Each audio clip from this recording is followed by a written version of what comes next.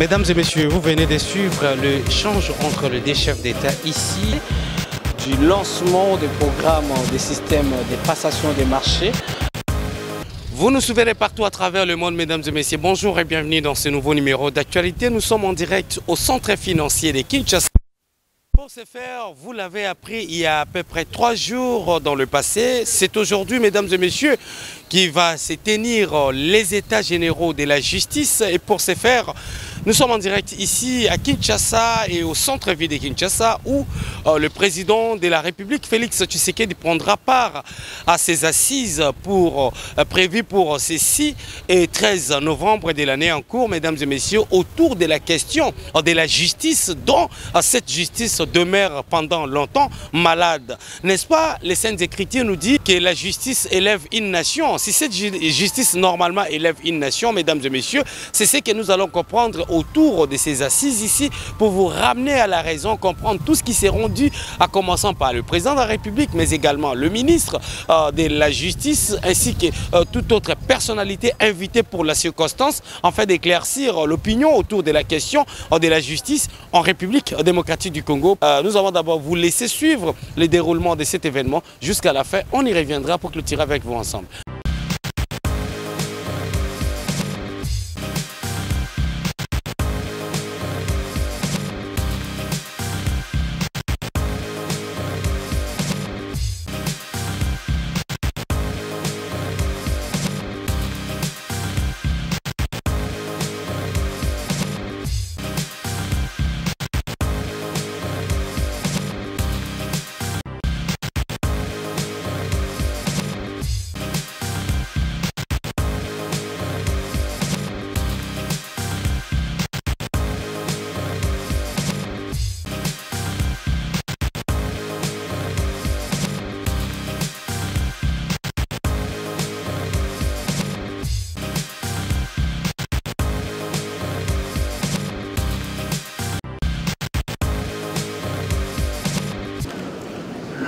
De la République.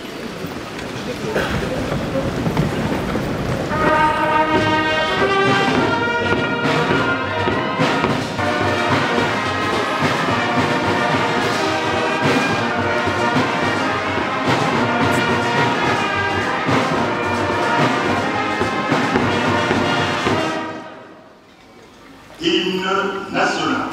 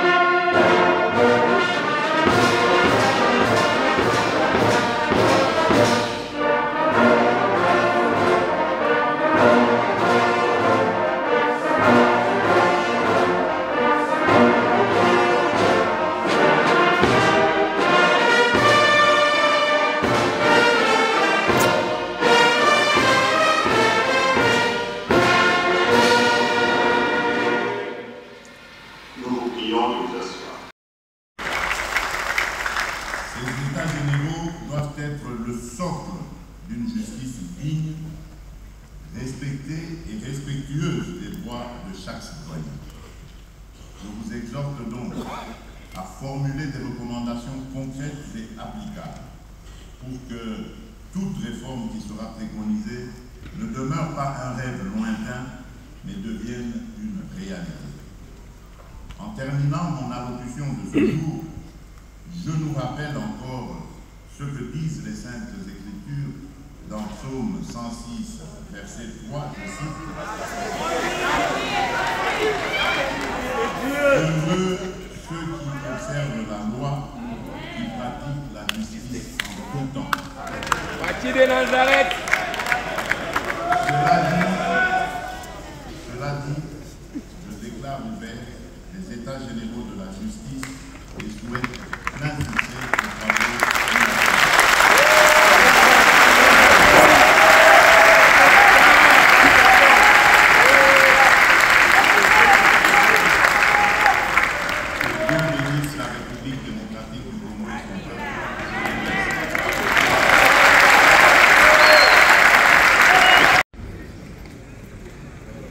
Excellences, Monsieur le Président de la République, Mesdames et Messieurs, ainsi prend fin la cérémonie de ce jour. Nous prions l'assistance de se lever pour saluer la sortie de ses excellences, Mesdames et magistrats.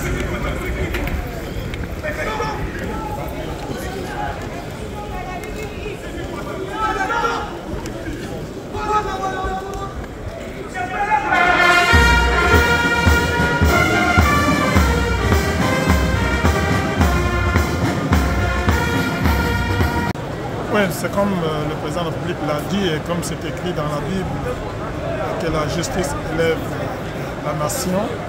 Il est vraiment important que nous ayons une justice équitable et juste.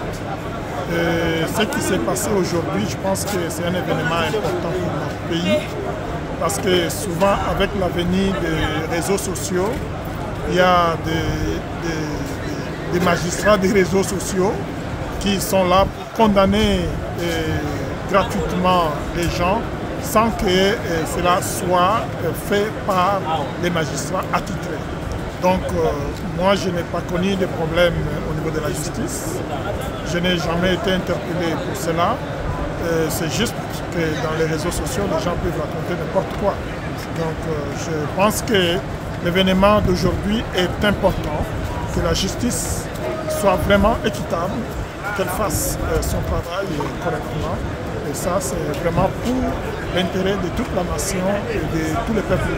Je pense que c'est ça le travail qui doit être fait pendant les 6 jours ou 7 jours de ces états généraux.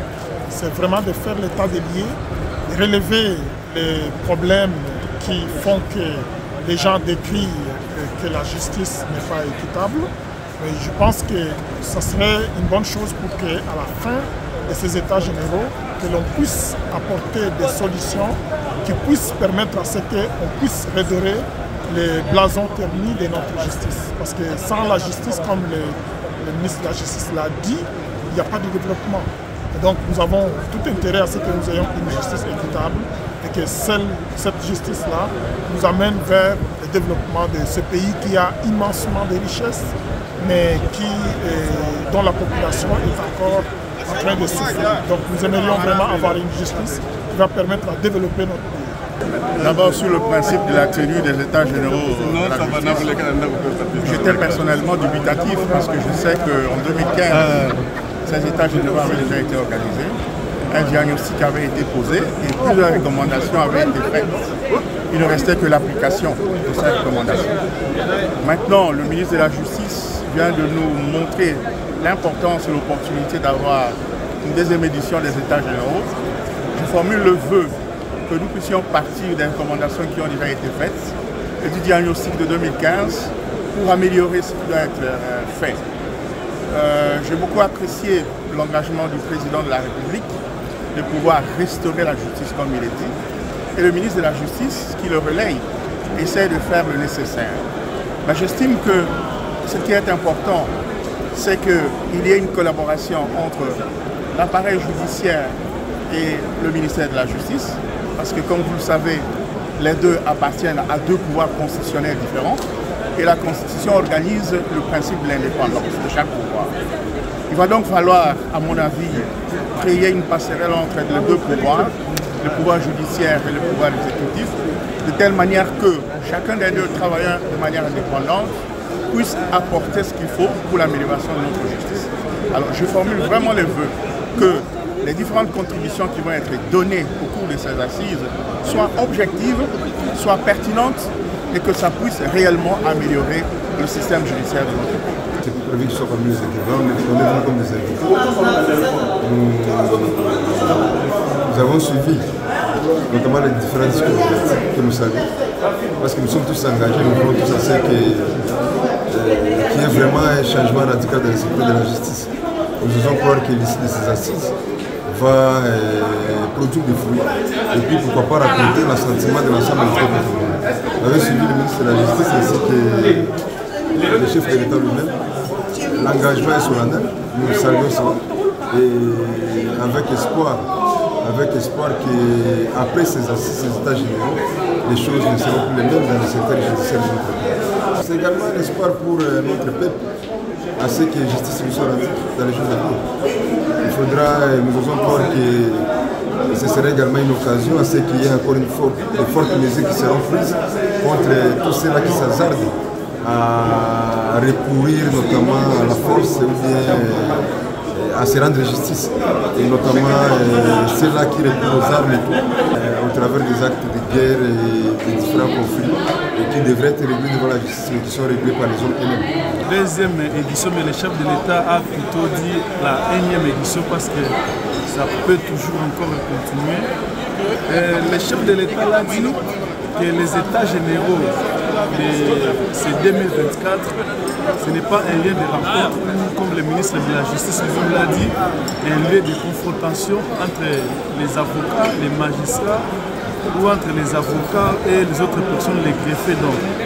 Alors, le chef de l'État, avant de finir, a bien dit que le temps des avertissements est plutôt passé et que heureux, comme la Bible le dit, à celui qui obéit à la loi et qui met en pratique ce que la loi prescrit. Nous sommes très contents du fait que les États généraux ont été organisés d'abord en 2015 et aussi aujourd'hui en 2024. Les États généraux de 2024 n'ont pas pour objectif, comme le chef de l'État l'a dit, n'est-ce pas, de mettre en cause les conclusions qui ont été prises en 2015, mais plutôt la première phase, comme le ministre de la Justice l'a précisé, c'est d'évaluer ce qui a été fait en 2015, aussi voir dans quelle mesure la deuxième phase, créer des commissions pour la suivi, pour la mise en pratique de ce qui sera pris comme conclusion en 2024. C'est-à-dire qu'en 2015, les conclusions ont été prises et en 2024, il y aura aussi des conclusions qui seront prises. On va mettre ensemble toutes les conclusions et passer maintenant à la pratique pour que nous puissions restaurer notre justice. Une justice qui était bien sûr malade, le chef de l'État l'a décrit à tout moment, et à l'unanimité avec tous les peuples congolais qui décrit aussi le fait que notre justice est malade. Maintenant, il est question, parce que les États généraux sont organisés, il est question de trouver une thérapie pour guérir notre justice et enfin d'offrir au peuple congolais, parce que la justice est rendue au nom du peuple, offrir au peuple congolais une justice juste, c'est-à-dire une justice où il n'y a pas de plus fort et de plus faible. Une justice où tout le monde se retrouve. Celui qui a raison, on lui donne raison conformément à la loi, et celui qui a tort, on lui donne tort pas conformément toujours à la loi. Ce qui justifie ces états généraux, c'est la prise de conscience du fait que notre justice est malade. Et la grande maladie de l'appareil judiciaire, c'est l'injustice. Les victimes de l'injustice, ce sont des pauvres, et nous nous occupons des pauvres. Voilà pourquoi ces assises nous intéressent au plus haut point. Et comme religieux, nous avons aussi une grande responsabilité dans la formation de conscience des Congolais, parce que c'est d'abord un problème de conscience. Comment est-ce qu'en toute conscience, on peut accepter de porter atteinte aux droits d'une pauvre personne parce qu'il n'a pas d'argent? Donc c'est aussi un problème de spiritualité, c'est aussi un problème religieux. Et voilà pourquoi nous sommes interpellés à plusieurs égards, mais aussi comme structure religieuse, je vais parler de l'Église, des églises. Nous sommes régis aussi par la loi du pays. Et là aussi, il y a des choses qui doivent être revues parce que on on en fait un peu de tour dans tous les sens. La célébration du culte doit aussi tenir compte des droits des uns et des autres. En même temps, on est sujet de droits, on est aussi sujet de devoirs. Donc, on n'en est qu'au début. J'aimerais revenir à la fin des assises pour dire ce que moi j'ai saisi et ce que j'attends. Merci. Je pense que la justice, ça fait partie des attributs de Dieu, les noms de Dieu. Et aujourd'hui, si le président de la République essaye de te parler ouvertement aux citoyens congolais, de constats amers que nous avons trouvés, et il demande les assises ici, les États généraux, qui sont le deuxième, je pense, après 2015. C'est pour aller maintenant dans les buts très concrets. Dit pas question de verbiage, nous sommes des Congolais et nous devons vivre comme des Congolais. Un citoyen dans son pays doit se sentir à l'aise et non pas frustré. Donc cette manière de voir les choses, et surtout que ça vient des autorités, je pense que c'est pour apaiser les citoyens ici. Écoutez, d'abord, c'est de remercier, de féliciter son Excellence, Monsieur le Président de la République, qui le dit et qui voudrait qu'il y ait des réformes dans cette justice-là pour qu'elle soit vraiment la colonne vertébrale de notre État, de notre gouvernement, de sa fonctionnalité et des objectifs à atteindre. Et de féliciter aussi d'avoir trouvé la bonne personne.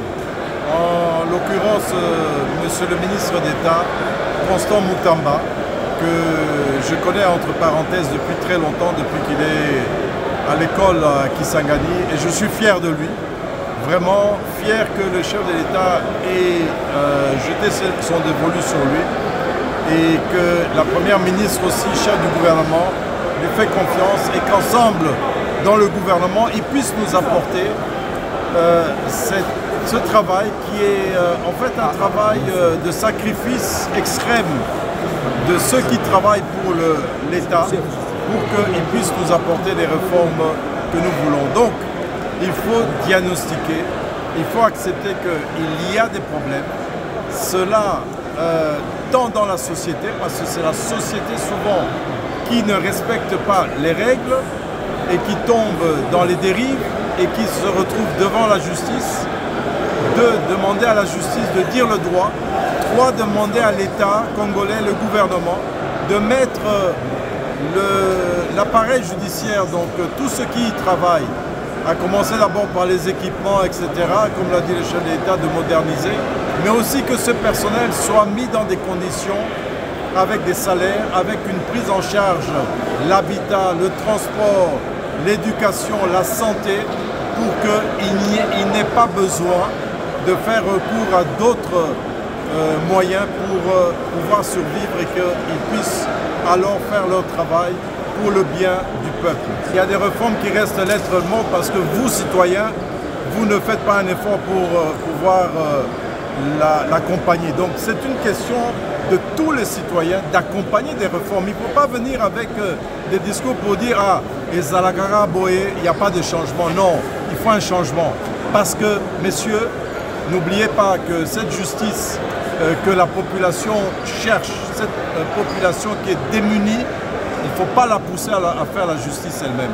Il faut que l'appareil judiciaire rende cette justice.